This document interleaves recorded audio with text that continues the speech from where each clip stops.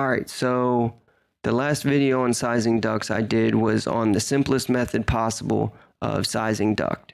So if you haven't watched that yet, I encourage you to watch that, because that gives you easier rules of thumbs to work by, and I explain some things in there on that. If you've already watched that and you want to be able to do this a little bit better, these principles we're going to go through next are all based on Manual D on properly sizing trunks. And as I said before, when it comes to sizing trunk ducts, generally your friction rate is going to end up being too high of a velocity to meet your minimum velocity or maximum velocity requirements per Manual D. So pretty much every time I've ended up sizing ducts for houses on their trunk ducts, especially if you go by the velocity recommended and not the absolute maximum, it is way faster and easier to just size trunk ducts that are over 200 CFM by using velocity. You don't even need a ductlator. It's a waste of time. It's an absolute waste of time to pull out a ductlator, because you can calculate everything based on velocity. So when I'm talking about velocity, we're talking about how fast the air is moving through the duct. We talk about velocity in feet per minute. So to get CFM is cubic feet per minute, right? It's cubic feet per minute of air. So the size of the duct is in square inches, so that's feet squared, so there's 2. And then that times feet per minute, which is your next foot, right? Which is your next value, gives you CFM. So all you need to do to know how many CFM you're going to put out is know the size of the duct and then the velocity that you want in the duct. So if you know the velocity you want, which we do when it comes to ducts over 200 CFM, we know the absolute maximum velocity we want to deal with, then it is way easier to size that duct based on velocity and go from there. These are all based on ACA standards. This is industry standards. This is what every HVAC technician is supposed to do. These are the rules that's basically referenced in our code book. So if you read the code book requires you to follow ACA, and these are ACA standards, okay? This is across the whole country as far as I'm aware. I don't think there's anywhere in the country where these aren't the rules.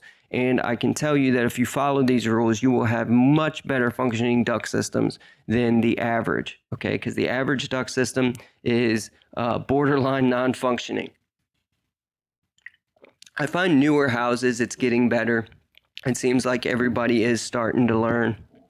But there's still a lot of bad duct systems out there. And there's a lot of bad misconceptions about sizing duct, and I run across them every day. Everyone has some rule that they use, and it's wrong. It's dead wrong if you actually do everything the way it's supposed to be done. So first, let's talk about maximum velocities. For supply ducts, the velocity that's recommended by ACA is 700 feet per minute or less. So 700 feet per minute or less is what we should be doing. So my little variable for that is supply V rec. So the supply velocity that's recommended. Okay, so the supply velocity that's recommended is 700 feet per minute. Okay, then we have the absolute max. So the absolute maximum velocity that ACA recommends you use. So the supply velocity max, supply V max, is 900 feet per minute. All right. So at no point should the velocity in a trunk duct ever exceed 900 feet per minute for a supply duct. Especially shouldn't be there on return, because those are different numbers. But the absolute maximum velocity for a residential duct should always be 900 feet per minute. You cannot exceed that.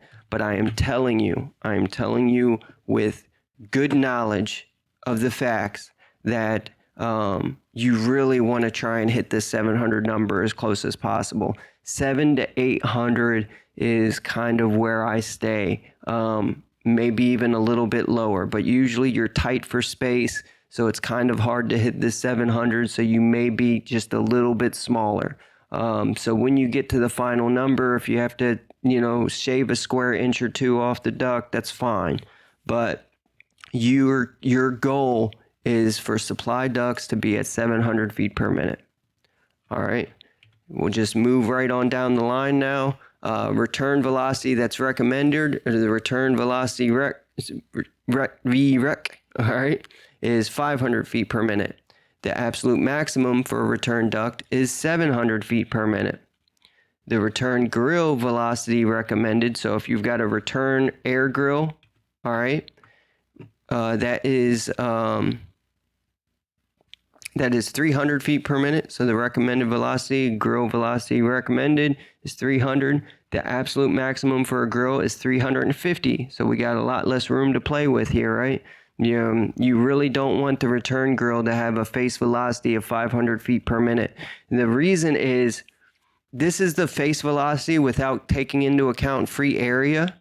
So by the time you calculate free area, you're probably going to be closer to 500, but it's more complicated to do that extra step in the equation.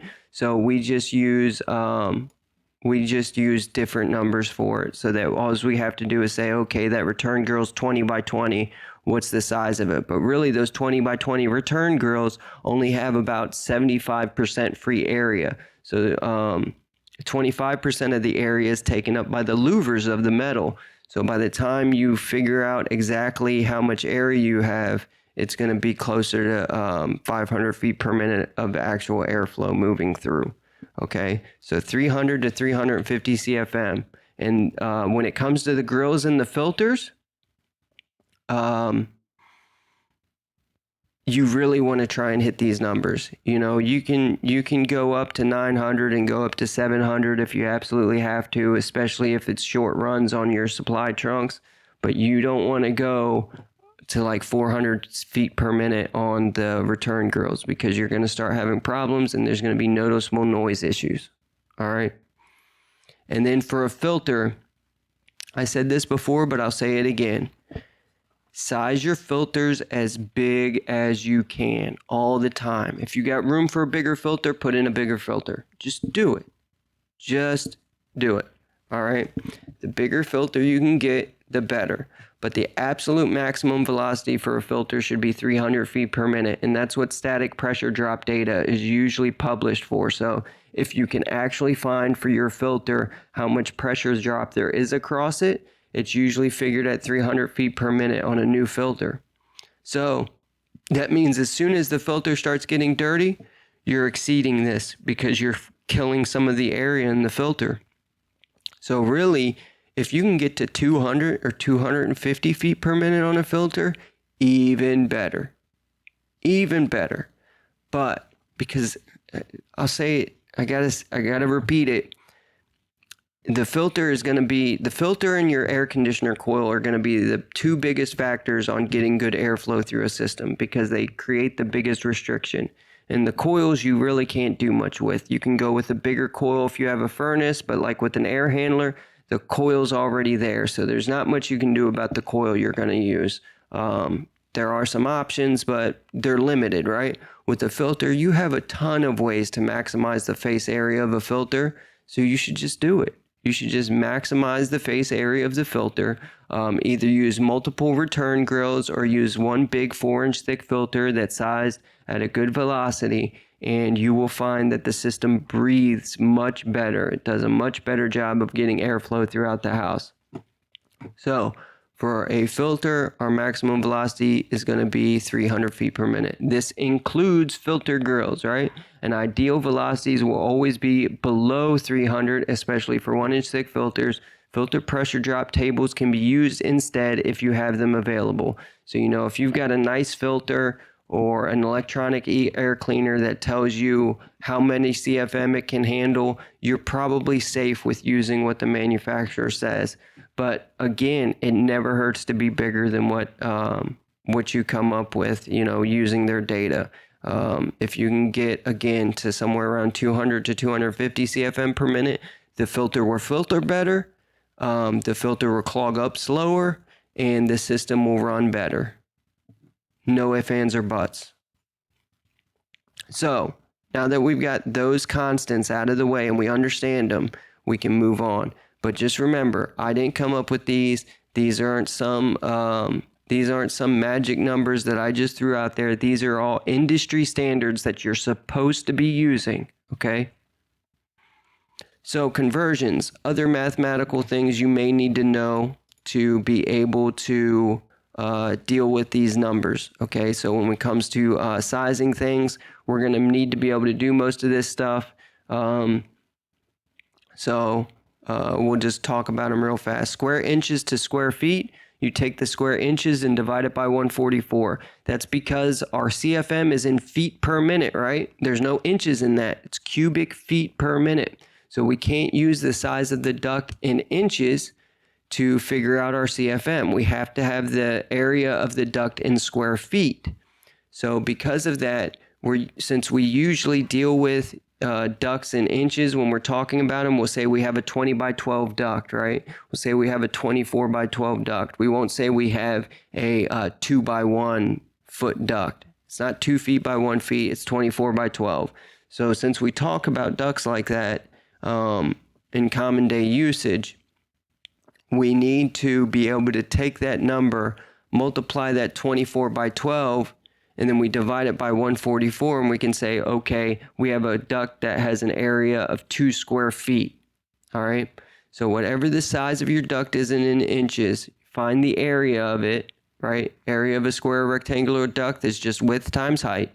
You find that area, and then you divide it by 144, and that'll give you square feet. Likewise, if we're working backwards, like if we're trying to figure out, okay, what's the velocity in a duct, we'll need to be able to turn square feet to inches so we can evaluate the size of the duct. So square feet times 144 will give you the square inch, the square inches of the duct, the area in square inches. I already mentioned it, but area of square or rectangular duct is width times height.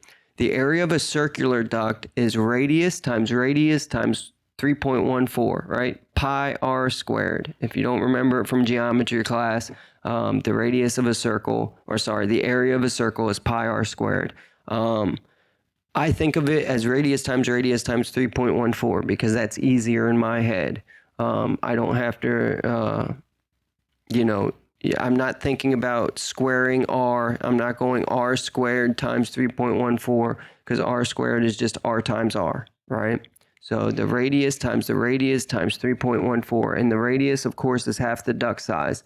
So for an 8-inch round duct, the radius is 4. So 4 times 3.14 would give us the area of that duct. So let's just do a piece of math right now. That's 4 times 3.14 gives us 50.24. All right, so that 8-inch round duct has 50.24 inches in it, 50.24 free inches on the inside of it. And then if we divide it by 144, we know that 8-inch round duct is 0.348 square feet. So we have 3.348 square feet of free area in an 8-inch round duct. All right, it's important to be able to do that. So if you've never done it, just go through all the common duct sizes and figure out what your free area is in square inches and square feet. It's very important to be able to do that relatively quickly if you're going to be evaluating ductwork. So, do 6-inch, 8-inch, 9-inch, 10-inch, 12-inch, 16-inch, whatever. Know how to be able to find those numbers quickly because it will make it very easy for you to do other things. Square and rectangular ducts are a little bit easier in my head, but really both of them are simple if you just remember these formulas. Cooling CFM is system tons times 400, and that is also the CFM we'll generally use for heat pumps. Whatever the heat pumps and heating is generally the same CFM. So whatever your tons is times 400 is the CFM that you want. Gas heating CFM, you want about 180 CFM per 10,000 output BTUs. That'll give you a temp rise through the furnace of about 50 degrees. You can change this number if you want a bigger or smaller temp rise through it, but 50 degrees is usually okay for most gas furnaces. So if you figure about 180 CFM per 10,000 BTUs, you should be safe. Always double check that that's within the manufacturer's allowable temporize, but you know, that's usually a safe number. 40 to 50 degrees is pretty good on a temporize. It's not too much, not too little. A lot of systems are 40 to 60, you know, so 50 is good. Electric heat CFM. Electric heat CFM is 120 CFM per kW is what you need, and that'll give you a pretty good airflow for electric heat. So if you're doing like a duct heater or something, and you don't know how many CFM you need, and you know it doesn't already have like a cooling system attached, so you don't really need to do 400 CFM per ton. If you're doing a duct heater, just a straight up duct heater, 120 CFM per kW is pretty good. And then this is just, I don't know if you actually need this most of the time, but it's something everybody should remember. BTUs equals 3.414 times kW. So if you need to know how many BTUs an electric heater puts out, that's that number right there. All right, formulas. All right, these are the formulas that you need to use to determine the existing velocity in a duct. All right, so if you already have a duct there, you already have a system, and you want to know what's the velocity in that system, which actually comes in handy for a lot of situations. Little known fact, right? Duct smoke detectors have a maximum velocity they can work with, or they don't work. So if you calculate the velocity in the duct, you'll be able to figure out whether or not your duct smoke detector will actually work. And for sizing duct, this is basically how we make sure that the duct is big enough for the CFM we have going through it. All right. So CFM divided by the duct size in feet squared in square feet. All right. Equals our velocity. So here's an example. We have a 2.5 ton system, right? 2.5 tons. So 2.5 times 400 will give us 1,000 CFM. If the existing duct size is 14 by 12, is it big enough? Let's find out. 14 by 12 equals 168. So that is how many square inches we have in the duct. So we divide that by 144, 168 divided by 144, and we get 1.16. So a 14 by 12 duct has 1.16 square feet of free area inside of it. 1,000 CFM divided by 1.16 gives us 862 feet per minute. So is the duct big enough? Well, depends on your outlook, right? This would be a bit high, but with an acceptable range for supply, but it would be grossly undersized for a return. If the system serves multiple floors or especially longer and efficient duct runs, further evaluation would be recommended. In other words, we're not below 700, which is our maximum recommended on supply. We are below 900, which is our absolute max. That's the absolute maximum size we should have on a supply. So on a supply duct, this would probably work okay as long as this system is relatively small and they use relatively efficient fittings. This would be big enough for a supply. All right. But if it was a return, it'd be too small. And even on a supply, it should be a little bit bigger. Sorry, had to make a cut there. All right, so that's determining existing velocity in the duct. All right, so if you want to determine the recommended supply duct size, you divide the CFM by the recommended velocity in the supply. And that'll give you the size in square feet. So an example of that would be a 2.5 ton system, which would be 1,000 CFM. 1,000 divided by 700, which is the recommended, right? The supply rec would be 1.43. you need to take that 1.43 and multiply it by 144. You get 205.92. So that would be your size of your duct in square inches. So then you take the square root of 206, just go ahead and round it up, and you will get 14.35. So a 15 by 15 or 16 by 16 duct or 16 by 14 duct, anything that equals close to or greater than 206 square inches will work. Same thing with return. It's going to be the same equation, except you'll just change that number from 700 to 500. So again, 2.5 ton system, same situation. 1,000 CFM divided by 500 equals 2 square feet. 2 square feet times 144 equals 288 square inches. 288, the square root of 288 would be 16.97. So 17 by 17, nobody really uses that size, right? So it'd probably be 18 by 18 or 20 by 16 duct, or anything that equals close to or greater than 208 square inches. 24 by 12 would work, right?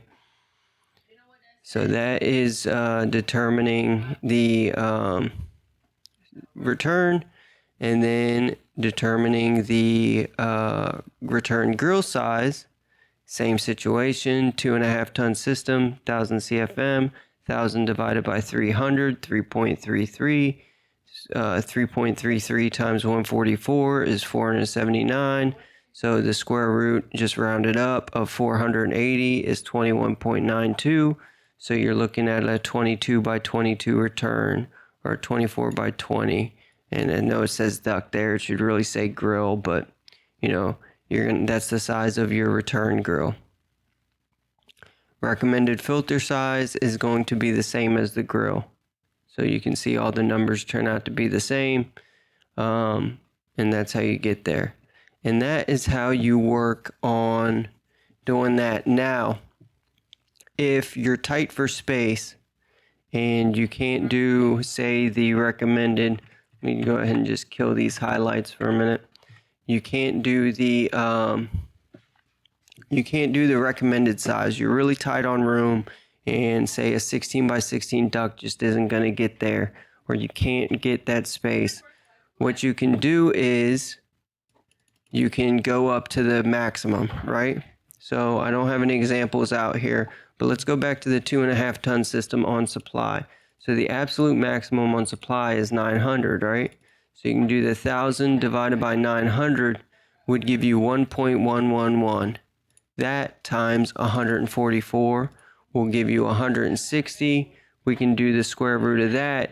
And that duct that was a minimum of 16 by 16, now we're closer to 13 by 13. What was the maximum? What was it in square? Oh. All right, so it was what was the number? I deleted it. It's 13 by 13. So 13 by 13. We're closer to 13 by 13, which is 169. So you can probably go 14 by 12, 168. Real close, right? So our recommended size is like 16 by 14, but we can actually go a couple inches smaller in each dimension and still be at about 900. Actually 14 by 12, well, it's 1 square inch, right? It's 1 square inch off. But the point is that we can make it smaller and it'll still be within the maximum recommended velocity. But again, you're starting to push yourself to where you could have more problems, okay? You're starting to get to the point where A, it's going to be noisier, and B, if you have undersized ducts everywhere like that, if all the ducts are undersized or sized at the absolute smallest they can be, then you're more likely to run into issues. So just keep that in mind. Same thing on return. Basically, your maximum on return would be the supply, okay? Because the maximum recommended velocity on return is 700, which is your lower recommended velocity on supply. So that would turn out to 16 by 14. So that 2.5 ton system could theoretically be a 14 by 12 duct with the 16 by 14 return, but really it should be a 16 by 14 supply and like a 20 by 16 return. Just remember that the area, when you're converting to other sizes, that needs to equal to however many square inches you came up with when you multiply them together. So if you come to have a weird size, then if you need like it to be by 12 or something, you can either go back to 288 and say, okay, I only have 12 inches for the duct. So what's that? That would be 24 by 12, right?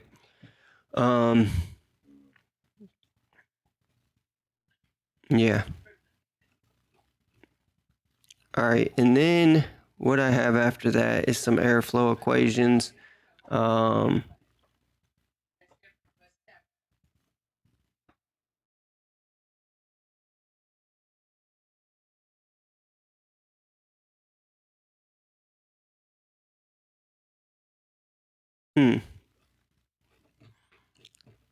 That actually the airflow equations shouldn't.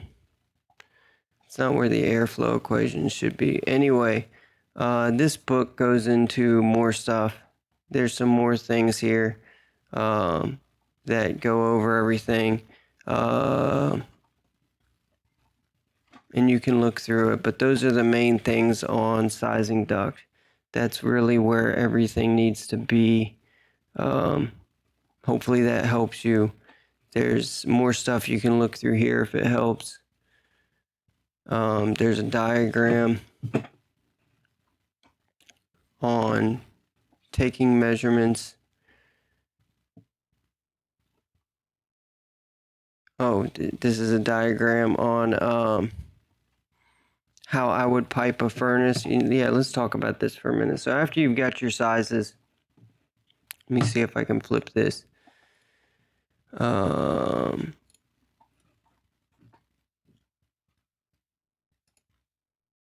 So if I'm doing an install, right? If I'm doing an install and I'm trying to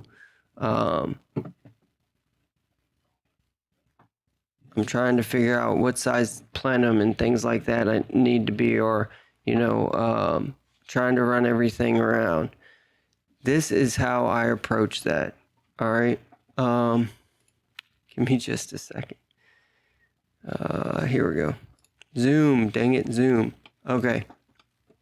So if we have a 3-ton system, right? 3-ton coal and a 80,000 BTU furnace. First, I'll go, okay, what size plenum do I need? Or the plenum coming off the duct top is usually going to be the size of the equipment, but what size does my trunk need to be? So if I have 16 inches of headroom available to run the main trunk, the size is 1,200 divided by 700. I need 1.714 square feet. 1.714 square feet times 144 gives us 246 square inches. 247 divided by 16 gives me 15.53. So I go with the 16 by 16 duct going into my plenum. Notice here that I use a takeoff that has an angle. It's like a high efficiency takeoff, and that will give you better airflow into the trunk than just stabbing straight in. Anytime you can give yourself a little bit of room to gradually change the duct size, that's what you want to do. So that is always best practice on tying that in. Go down to the furnace. The opening for the return duct on the furnace is 23 by 14. 23 by 14 equals 322 square inches. So this return opening can be smaller, all right? The higher velocity at this point right by the fan is not the end of the world. But what you want to do is transition to the duct size that you need as quick as possible. So the size of my return should be 1,200 divided by 500 gives me 2.4. 2.4 times 144 is 345 square inches as my minimum return size. These numbers are within 10%, so no immediate transition is really necessary. If they're not, then you want to transition bigger, or on a bigger system like 4-ton and 5-ton, really you want to have a bottom return also, or another return on the side. But as long as it's reasonable, you don't have to worry about too much. Just transition up, just transition as big as you can, as quick as you can where you need to go, and make sure you read the manufacturer's instructions, because again, on bigger systems, a lot of times they'll tell you if multiple returns are necessary to connect to the equipment so that you don't have any airflow issues. But just because the size of your return opening is a certain size doesn't mean that's the size of your duct can be. It just isn't the case. A lot of times, think about an air handler. An air handler generally has a supply that's about half the size of the top of that unit as the supply coming out of the top of the air handler. And that supply is nowhere near large enough for a proper duct coming off of that air handler. But for that short area, there's only so much static pressure loss in that slightly undersized duct or undersized duct coming out of the top. So it's not a big deal. But if you don't immediately transition to a duct that is big enough, then you're increasing that static. Every foot of duct you have that's too small is a large drop in static pressure, which is why undersized ducts are a problem, because you've got a lot of duct that's undersized and the fan can't overcome it. But the fan can overcome short areas where it's undersized, especially near the equipment. If making a fast transition such as this, I would use an elbow with vanes. Some people use a square throat radius heel elbow. It's not bad, but really those don't help that much. A square heel radius or a square throat radius heel elbow that has a radius on this side, but a square throat just like this is not really much better than a just regular square elbow. It's not that much better. Now, generally, you see those radius heels on better installs, so people usually won't pop the extra money for vanes, but they will make that radius heel, which is a little bit better. But in the long run, if you actually follow a manual D, there's really no difference between those two. So I wouldn't worry about it too much. But if you are doing a very quick transition, I recommend an elbow with vanes. If you've got enough room for the filter here near the equipment, just remember that a lot of times you're going to have to transition up to the size of the equipment. To the size of the filter, right? Because your filter is usually going to need to be bigger than the hole you can make in the size of your furnace. That's almost 100% of the time, except for maybe on a 2-ton system. The hole in the side of this furnace is nowhere near large enough for a filter. So anytime you see a filter jammed up right next to the furnace, right up against the piece of equipment, it's almost definitely undersized. Because even if the filter itself isn't undersized, the whole filter area isn't catching all the air, because only the air going through the area where you have a hole is going to go through. If the filter's partially against the side of the furnace and the duct isn't open there, no air's going through the filter right there, right? So you want to transition up to the size of your filter. But if at all possible, I actually like to put my filters up this way. It doesn't always work out, but if I have enough room to do it, I will. It's just one way of doing it. There's plenty of other ways. Maybe I'll make some more details at some point and we can go over those. But for now, this is a pretty common arrangement for what I try and do. If using a standard 1-inch thick filter, 1200 divided by 300 equals 4 square feet. 4 times 144 is 576 square inches. Square root of 576 is 24. So a 24 by 24 filter is a good size for a 3-ton system. And then since the duct is already 24 inches deep, usually you're going to end up keeping that the same size, right? So we've already got that side to work with, so we're already 24 inches deep. So if there's nothing up here keeping you from transitioning, you can go 1200 divided by 500 equals 2.4. 2.4 times 144 gives you 345.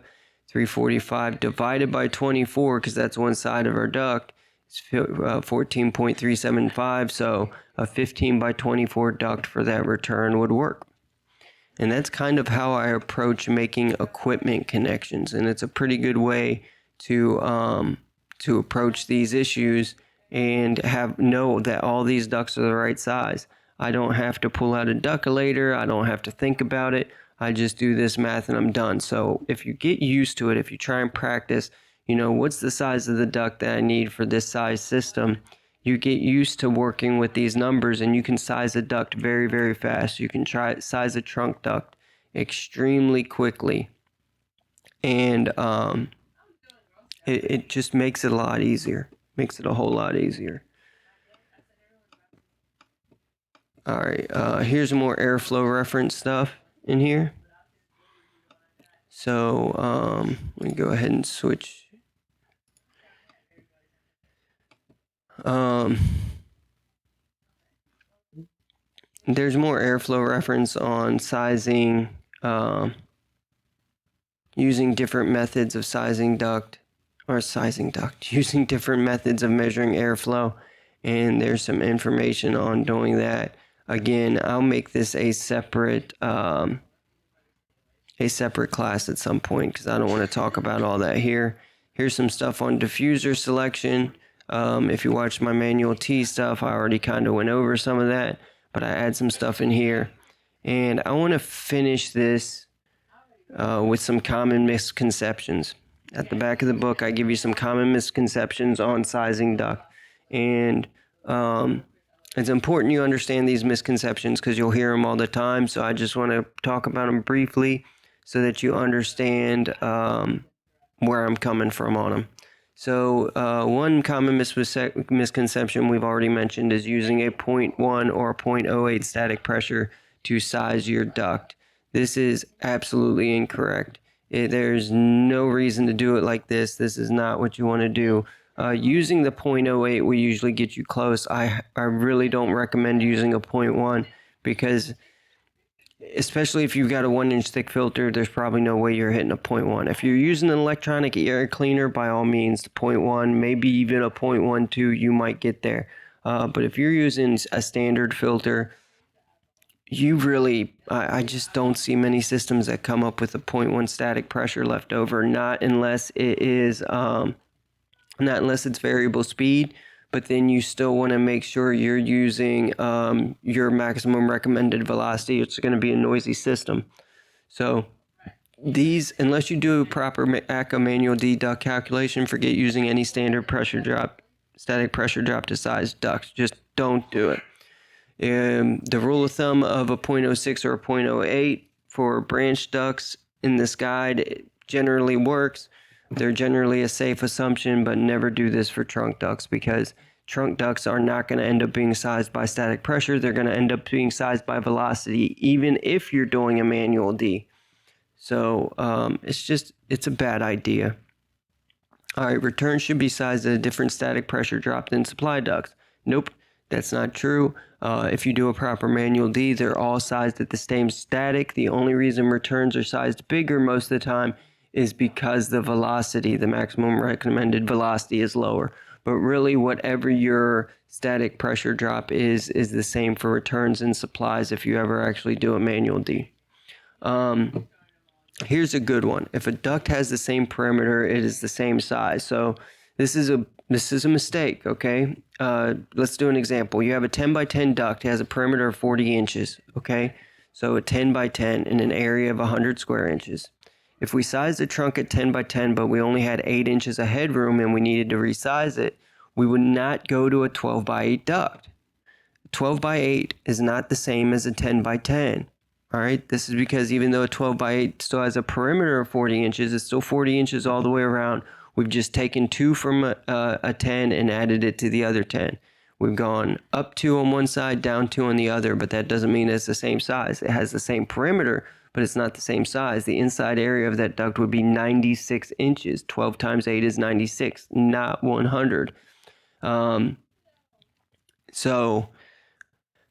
This is a small difference, right? 96 to 100 is not a big deal. But if you're doing this on a larger duct, right? If you have a 24 by 10, you can't go 26 by 8, all right? Because if we do 24 by 10, that would be 240, right? 24 by 10 equals 240, all right? If we go 26 by 8 is 208. So you lost 32 square inches in room. So you can't just take 2 from one side and add it to the other and get the same size duct. It sounds like it works. It seems intuitive, but it's completely wrong. All right. So as the aspect ratios of duct go up, this effect is more pronounced, right? Again, we did a 24 by 10 as opposed to a 26 by 8. A 24 by 10 has an aspect ratio of 2.4, right? One size is 2.4 times the other.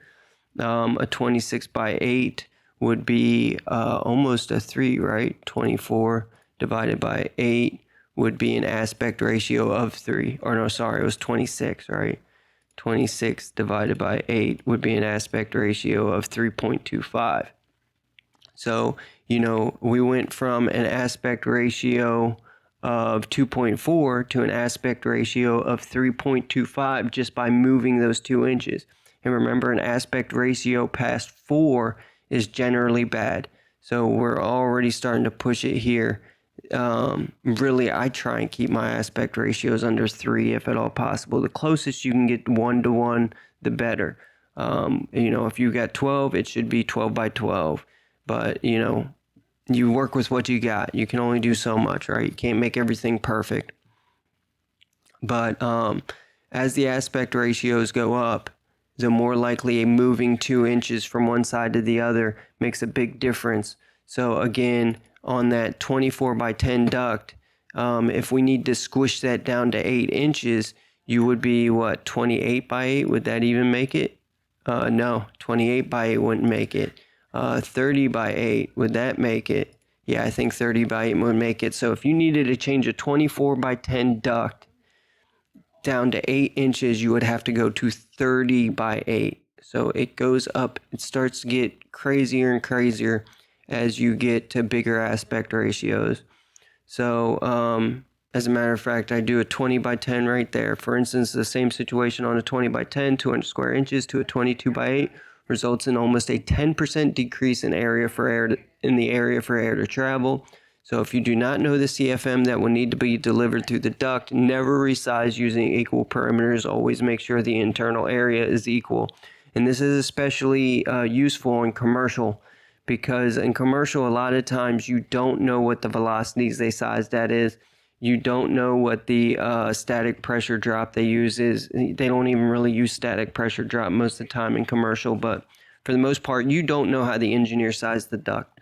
And since you don't know how the engineer sized the duct, you can't make assumptions on how much CFM you need or whether or not you can properly size it. But in general, if you always resize the duct so that the duct has the same area as the original, you won't run into problems. So in commercial work, I highly recommend you be extremely careful in doing any re-engineering yourself. It's always better to ask the engineer if it will be okay if you resize a duct. But if you have to, or you're in a tight situation, the best way to resize it is just make the duct of equal area, because it's going to be pretty hard, especially again, unless you start going in an aspect ratio over 4 to mess up the airflow like that. All right, another one. You must be careful not to oversize a duct. This is a persistent misconception in the industry. I've heard it many times over the years, and it's not really correct. All right. So let's just read through this for a second. Let me explain. So some people believe that branch ducts are too large. It will result in poor velocity from a diffuser. If you watch the video on manual T, you'll know that generally you're trying to keep a certain velocity out of a diffuser so that it has good throw, right? Usually between 400 and 700 feet per minute. So if you oversize the duct, the idea is that you are going to lower the velocity in the duct. It will lower the velocity coming out of the diffuser, but this is not right, okay? So if you're trying to create a self-balancing system, then yes, you need to size the branch ducts as exactly as possible, and should only do so when relying on very careful calculations, preferably with the aid of computer software. However, for everyday situations, two things are way more important: a balancing damper and a properly sized diffuser.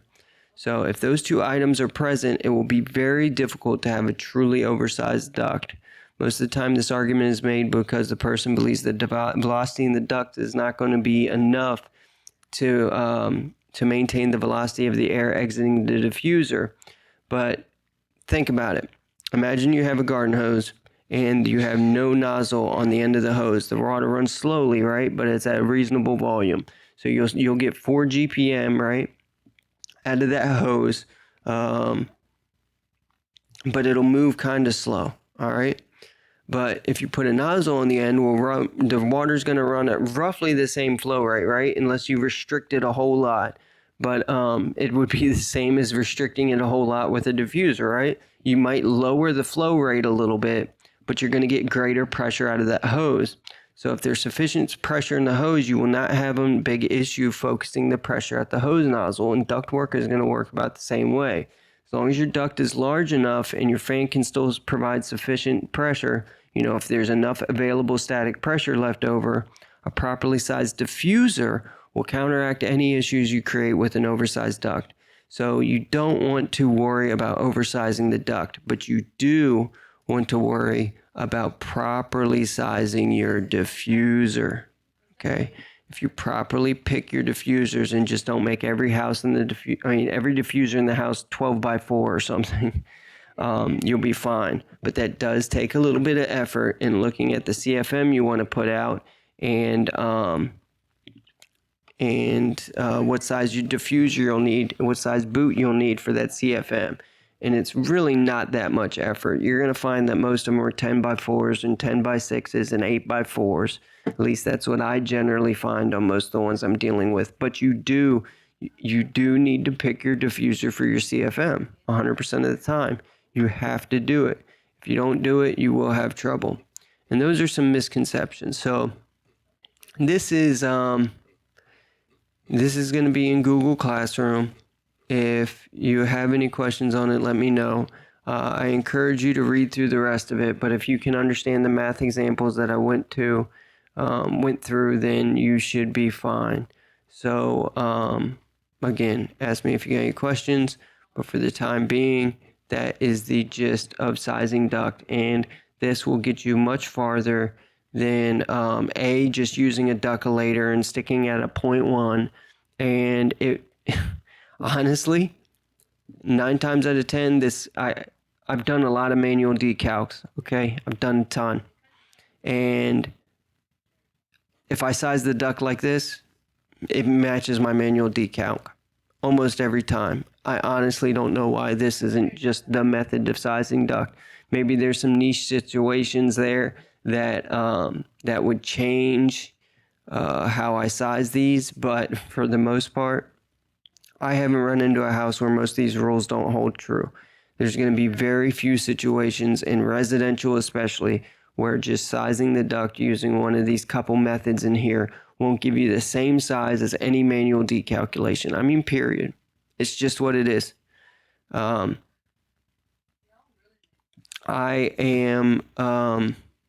been working on some tables to give you some duct sizes that will work on systems with specific tonnage. Let me open that up real quick. Let me see if it'll come up. Let me see if I can switch to it. Can I? Okay, yeah. So I was working on these tables, and what this would do is say you want, let's go to 800. Say you want 800 CFM, right? You want 800 CFM. If we go 4x4, obviously 4x4 isn't going to push 800 CFM, right? So we can take all these out. Let me put in the right fill color here. All those are no good. All these are no good. All these are no good. All these are no good. So as you can see, what I've done is I've made different duct sizes and set out all those different duct sizes so you can see what sizes would work for different systems and what the velocity would be. And this is so you can just go through and see, okay, all these are grayed out, so none of these will work for even a supply, right? But the other ones would work for supplies, right? And maybe I'll color code those too. Like these are supply numbers. Maybe we'll do a light blue. These are numbers that will work for supplies. And these are numbers, so on and so forth. And then, you know, if we get down here to like 480 and on down, these are ones that would work for returns. So maybe we could pick a different color. But anyway, the size of the duct gives you the velocity, right? So, you know, if I'm doing a 2-ton system, I need 800 CFM, and I know I've got 10 inches of headroom. I can go, okay, right here, I got 10 inches of headroom, and I can do a 16 by 14, or no, 16 by 10, I mean, right? A 16 by 10 would work, or a 14 by 10 would work. Either one of these would work. Obviously, the bigger the better. So you'd want to go 16 by 10 if you can, but 14 by 10 is acceptable, right? Let me know what you guys think of that, if you think you'd use it like that. And then, of course, if you're doing a filter, right, you need something that would be at around 300. So, for instance, a 28 by 14 filter would be good, or a 24 by 18 filter would be good.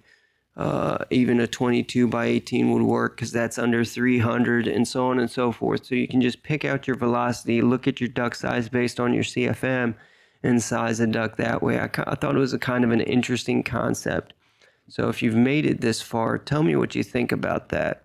If you would like to have one of these duct tables, because this would be a really, really super simple way also to size trunk ducts without even having to do the math.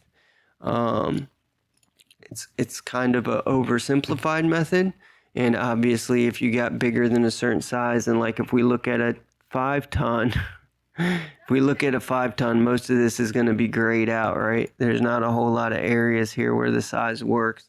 So what I was thinking about putting in there is, you know, go to probably a 1200 and an 800 table and use 2 separate ducts or whatever. You'd have to use 2 ducts that added up to the right CFM. And you can only use generic sizes, but it would still be a different way of doing it that would make it a little bit easier, so you weren't using math and you could kind of just look at it and go, okay, this is the velocity that I'm going to have in that duct at that CFM. And if you're close, you know what I mean, if you get 750 CFM and you use the 800 table, you'll really be darn close enough for most situations. So I was just thinking, you know, this is probably a nice and easy way to do that. So let me know what you guys think about that. If you like it, maybe I'll finish these tables up. It's a pretty simple process, and maybe I'll throw them at the back of this book or something. But just let me know what you think, or if there's anything else you think should be in a pocket ductwork guide, and I'll finish putting that together, because this is something I'd like to put out there.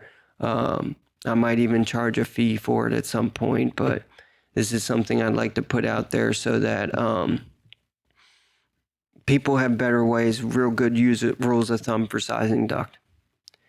So that's where that is. You got any questions, let me know. Thanks for watching.